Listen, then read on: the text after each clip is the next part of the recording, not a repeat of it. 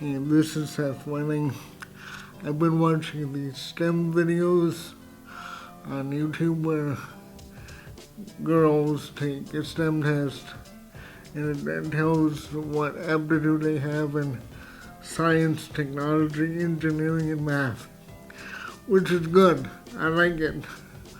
We need more women in these fields. We need more girls getting interested in these fields to have more women go into these fields as they get older.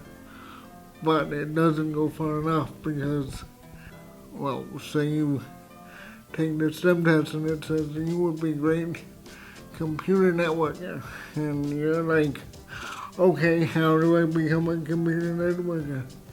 Doesn't inform you what classes you need to do, what skills you need to develop or anything, and these videos are designed to do that. Where I interview people who are actually in their jobs or in college. And I'm opening it up to the arts too, because if you're an artist or a creative person, you also don't know how you become a playwright, a screenwriter like me, or an actor. It's equally as difficult a thought process to reach. And so I'm interviewing one of my friends named Claire. She was in the movie that I produced last year, The Brimstone Guild. She's awesome. She's really positive. You're gonna love her. And she's gonna tell you how she got to where she is and why she does what she does and where she's intending on going. I'm sitting here with Claire Feuille. Yeah. And we're talking about acting today. This past term, I think in March, you acted in a musical. Mm-hmm. You were a stage manager for another production. Do you find it necessary to wear all kinds of hats in the theater? Yes, I do, I think, you mean as far as like stage managing versus acting? Yeah, because... Or specifically, I think like with stage managing, and anything you do in tech, really, I think you gain a greater appreciation for the work that goes on behind the scenes, and like you don't quite realize how much is happening, like behind the production while you're in it, and so I think like it just makes you a better person to work with if you've done all that type of thing, because you start to actually appreciate those people like much more than you possibly could have. You always appreciate them. Like you always know they're doing work, but you don't quite fully appreciate the scope of the work until you have to do it yourself. Right. I think it is an experience that every actor should have, because it gives you a perspective that I think you need in order to be like a good person to work with. But also in terms of like acting, straight acting versus musical theater, I think that's just different. It depends on like what you like. I think you can be a great actor who's never done musical theater, and you can be a great musical theater actor who's never done a straight play. And it's sort of it's a little bit of a different skill set. Obviously there's overlap, but like there are different things to do, I think. And so I don't necessarily know if it requires you to do both, kind of. Okay, so what I'm getting out of it is I acted in some plays a really long time ago. Mm-hmm. So I'm thinking that when you're on stage acting with an audience, there's a kind of push and pull from the audience that kind of feeds definitely you, and when you're in front of the camera, it's just flat, it's dead. Yeah, that's true. And that's I think what you're talking about. Well, you mean I think with musical theater and with straight plays, you end up with that audience. Yeah, well, pull. Yeah. Because, like, anytime you're in a show, what the audience responds to is going to be different every night. So the show is different every night. Because sometimes the audience thinks it's hilarious, and then it sort of changes the rhythm of the show. And then sometimes they just don't laugh as much, or sometimes they think different things are funny. And all of those things can kind of shape the way the performance goes. Whereas on film, that's not something that you even feel. Yeah, so what I'm thinking of it as analogy is that every night you get to ride a different roller coaster. Sometimes has loops, sometimes it's steep drops. Yeah, I'd say that. And you never know. A little bit. You know, there's like a certain degree of control. You know, it's going to be roughly the same, and then there's like small things that'll change, or the pace of it. Like often, the run time of the show will vary. Right. Sometimes by a couple minutes, depending on, which is a lot. It would be literally just, I mean, how fast people pick up cues, and like maybe if the audience is like really loving it and it just clips along, you know, and you're like, it just goes so beautifully, and that sometimes can make the runtime shorter. And then sometimes if it's like a little bit of a drag, like if the audience just isn't getting it, it can make the actors drag too a little bit, and then the runtime's a little shorter. So I think it comes from the audience. Okay. And also like how good you're feeling that day as an actor. But it's definitely something that happens. Like runtime is not identical every time. Okay. This is different. How do you deal with rejection? Being an actor is kind of like always being on the precipice of being rejected. Yeah. There's like not getting the part you want, and then there's like not getting a part at all, and I think those are kind of two different animals, right? So like not getting the part you want, I think you just sort of like, you just appreciate that like you're the best person for the part that you got, and like you put everything into that part, and that's just sort of like, that's the way to best serve the show, and that's sort of like, that's up, it's not up to you, kind of, you know, like you're, from your perspective, you can't tell what's best for the show. So that like, I never really had a huge problem with that, but then like, because it just sort of makes sense to me that that's sort of the director's job. But then with not getting a part at all, like that can kind of suck, you know. It just sort of, I think you just, but same thing, like, you know, they did what they thought was best. You have no idea what you did or didn't even do to control it. It could have just been like, you're not the right look, or you're not the right age. You know, that's less of a thing in college than it is in the real world, I think. Or so I'm told. But, and so, like, I don't know. It's hard for me to answer that one, because in college, you know, the number of shows and people are limited. So, I don't really have to deal with that as much. But in the real world, that's going to become a lot more common. And I think at that point, you just kind of keep auditioning.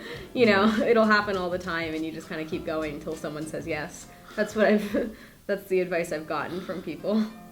Yeah, and it's, well, I've made 2 films, and you never ever can get men to act.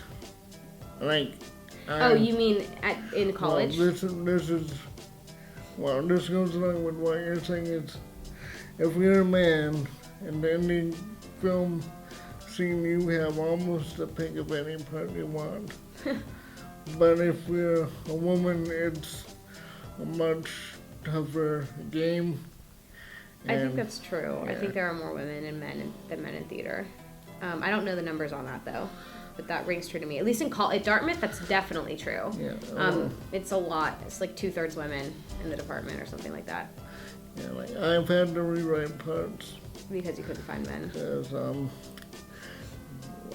you haven't seen my film, but I had to change the lead antagonist from male to female, but I kept the name because her name was Andy, which is Perfect. Yeah. yeah. And when you're writing something, you probably want to pick names that you can just easily, you know, fluid gender. But you could do that. That's an easy way to sort of handle it, I guess. Yeah. Yeah, because you don't want people to say the wrong name mid-scene, and it's getting dark and you don't have enough time to reshoot. Yeah. I like the way you said that you can be the best person for the role, because like Al Pacino, for me, would embodies that, because he'd be in the smallest role and he would just make room for himself. Right. Yeah, I think actors can definitely do that. That's sort of an interesting, like some of the greatest actors aren't always leads, and that's interesting. It's a cool thing to realize. Yeah, what's a favorite theater memory from high school? From high school? For you? I actually didn't do that much theater in high school. I did a lot of theater in lower school and middle school, and then I did sports for like my first 3 years of high school. So senior year, I started doing theater again. I really liked working on, I was in the Crucible that fall. I really liked working on that show. I don't know if I have like a specific favorite memory. Yeah, it was just a fun show. This far in, do you have a favorite? You're junior. Right? Yeah, junior at Dartmouth. I really loved working on Urinetown. I think... Your shirt. Yeah. Oh yeah, my shirt. I think we had this trio of dance numbers at the opening of Act 2. And they were really hard and a lot. They were a lot. It was really hard to breathe and sing and do all that dancing at the same time. But they were so fun. And I always really loved doing those. And the audience thought they were hilarious, I think. Because they're really funny. It's a funny show. And so the audience was into it, and it made us all energized. And so every time that would be a really fun section. Yeah, I watched that show and I was pretty amazed at the singing and dancing, because I was sitting here also thinking about some pop star who sings and dances. Right. And I'm wondering, how do you breathe? Because how do you breathe? You try. I think it depends on what you're doing. Yeah. That's there are some Run Freedom Run was one of the songs in that show, and we were literally running in place. And there's sort of not that much you can do at that point. You just breathe as best as you can. But other things, sometimes you can the movement can inform the way you're taking your breaths, and I think it's just sort of you figure it out as you go, and you find the best. And times the choreographer is smart. He knows that he gives you breaks to catch your breath. So you'll have moments where you're not doing as much intense movement, and it'll be a little bit more still, and you can catch your breath then, and then you kind of go back into the more intense stuff. And so I think it's smart choreography and then figuring it out on your own. And I'm thinking that there were a lot of you on stage. Maybe some of you were not singing, so some of you could fill in when the singers had that stop. Oh, we didn't do that. You mean have people off stage singing? No, I mean, in the whole, it was a lot of people doing a chorus line or whatever. And I was thinking maybe not all of you are singing. Oh no, everyone's singing. Because I would have thought that some of the people who weren't singing would fill in on the movement when the others had to stop and breathe. No, you kind of just got to do it. Yeah. Yeah, that was it. And why did you choose Dartmouth out of all the other schools? I didn't come to college for theater. I came for philosophy, really. I'm still a philosophy major as well. I'm a double. But, so, I just sort of, I don't know. I looked into a bunch of schools. I wanted to go to the East Coast. I knew my dad had gone here, so that was something that I kind of had in mind. But it wasn't necessarily I wanted to pick the school I wanted to go to out regardless of that. And so I sort of visited a bunch of schools, and it turned out that Dartmouth and Princeton were sort of my favorites. And then it came time to do early decision, and I was and I just applied to Dartmouth. I didn't really have that much. I just sort of did it, and it worked out. And I knew I liked it, and then I'm glad I did, because Princeton doesn't have a theater major. So it's bizarre. It's bizarre, yeah. So now I'm here, and I wouldn't have gotten into theater probably if I hadn't come here. Yeah. Yeah. I think that's just bizarre for this school not to have a theater major. I know that. Yeah, well, I went to the same school that my dad went to, and my mom got her master's there. Yeah. And I made my mind up when I was in 10th grade. Yeah. So, yeah, I just applied any decision like you. And then after I graduated, I worked a year and I only applied to Dartmouth. Yeah. So I've only really applied to 2 schools. Oh, okay. Yeah. Yeah, I've only done one, I guess. Yeah. Well, I applied to high schools.